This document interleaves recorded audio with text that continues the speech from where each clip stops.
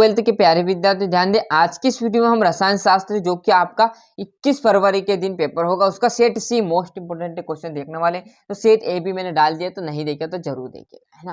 पूरा सोल्यूशन बस आप तो मेहनत कीजिएगा, जिस प्रकार आपकी फिजिक्स और जीव विज्ञान में मदद की ना, उसी प्रकार इसमें आपकी मदद करने वाला हूँ। क्लियर है, पूरा सोल्यूशन दूंगा। क्लियर, जैसे हम यहाँ पर पेज पलटेंगे तो आपका पहला क्वेश्चन आपकी नजरों के सामने आ जाएगा, सही विकल्प। अब सर बिल्कुल टिक मार्क लगा दिया, आपको बिल्कुल नहीं ढूंढना। पहले में HCOOH आएगा, फ्लोरीन है तो COCl2। और कौन सी लेथेनाइट सर्वाधिक प्रयुक्त की जाती है, तो सीरियम। वेग में आपका 2, बीरबेन का तेल मतलब नाइट्रोबेंजीन आ जाएगा। लोहे में जंग लगने की क्रिया मतलब संचार, है ना। और जैसे हम यहाँ पर इंग्लिश मीडियम वालों को देखेंगे तो उनके भी सभी टिक मार्क मैंने लगा दिए हैं, पूरी जानकारी उनकी भी मिलेगी। तो वो समझदार है तो बड़े तरीके से टिक मार्क लगाते चलिएगा, है ना, यहाँ पर, है ना। और जैसे हम इस पेज पर देखेंगे तो आपका यहाँ पर, है ना, तो ये आपका दूसरा क्वेश्चन आ जाएगा। तीसरा, चौथा, देखो मेहनत आपके हाथों में, बताना हमारे हाथों, हम बता देंगे। यदि आप ये भी याद नहीं करोगे तो फिर कहोगे कि सर नंबर नहीं आया। जब आप याद ही नहीं करोगे तो नंबर कहाँ से आएगा, ये मेन कारण है। बताने से कुछ नहीं होना जाना है, यदि आप याद करोगे तो आपके अच्छे अंक आएंगे, अन्यथा आप 0 पर लटक जाओगे, यानी फेल हो जाओगे। क्लियर है, तो यदि वास्तव में अच्छे से अंक लाना है तो पूरा याद करके जाना है ना भैया, है ना, झूठी हामी नहीं भरने वाले हैं। क्लियर है, करेक्ट ऑप्शन देख लीजिए। और जैसे आप देखोगे तो इस पेज पर आपके यहाँ पर यहाँ से ये आपका दूसरा, तीसरा, छठा। क्लियर है, रिक्त स्थान की बात करूँ तो पहला है एथिल एमीन या मेथिल एमीन अमोनिया से क्षारीय होता है, तो अधिक क्षारीय होता है। पोटेशियम हेक्सा आ जाएगा। प्रोटीन की मौलिक इकाई है डेस, तो आपका लिख देना एमिनो अम्ल भैया, है ना। प्रकाश रासायनिक अभिक्रिया, इसमें आप यहाँ पर कट है थोड़ा सा कर लेना। और छठे की बात करो तो एब्लॉक तत्व है, मतलब अंतः संक्रमण तत्व है एब्लॉक। जैसे हम यहाँ पर पेज पलटेंगे तो आपके सामने यहाँ से इंग्लिश मीडियम वालों के लिए आ जाएंगे क्वेश्चन।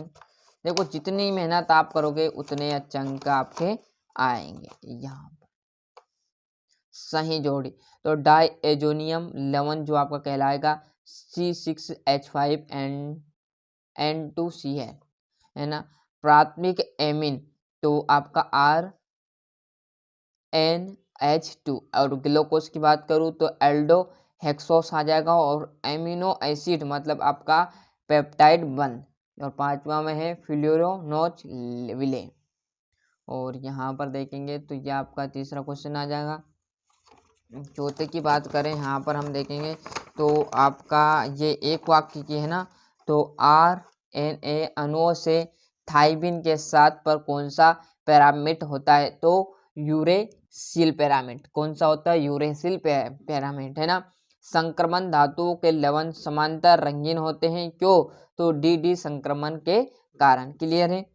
बाल, ऊन तथा रेशमों में उपस्थित प्रोटीन का नाम लिखिए, तो केरोटीन आ जाएगा।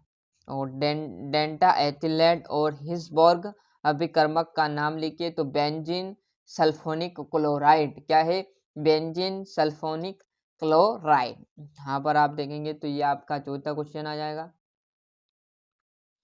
सत्यासत्य, है ना। एंजाइम प्रोटीन होते हैं, तो भैया बिल्कुल सत्य बात है। और एल्डिफेटिक एमिन अमोनिया से कम क्षारीय होते हैं, असत्य। ये सत्य आ जाएगा, ये सत्य और ये असत्य। क्लियर है। जैसे हम यहाँ पर पेज पलटेंगे तो आपका सामने यहाँ पर देखोगे तो ये आपका आ जाएगा इंग्लिश मीडियम वालों का। और आप छठे क्वेश्चन देखोगे तो परिभाषा, समपराशरी विलयन और अर्ध पराग में झिल्ली प्रतिलोम परासरण किसे कहते हैं, सेल स्थिरांक किसे कहते हैं, विशिष्ट चालकता व सेल स्थिरांक के बीच आपको क्या संबंध है। यहाँ पर आपका ये देखेंगे तो ये आपका आ जाएगा सातवां।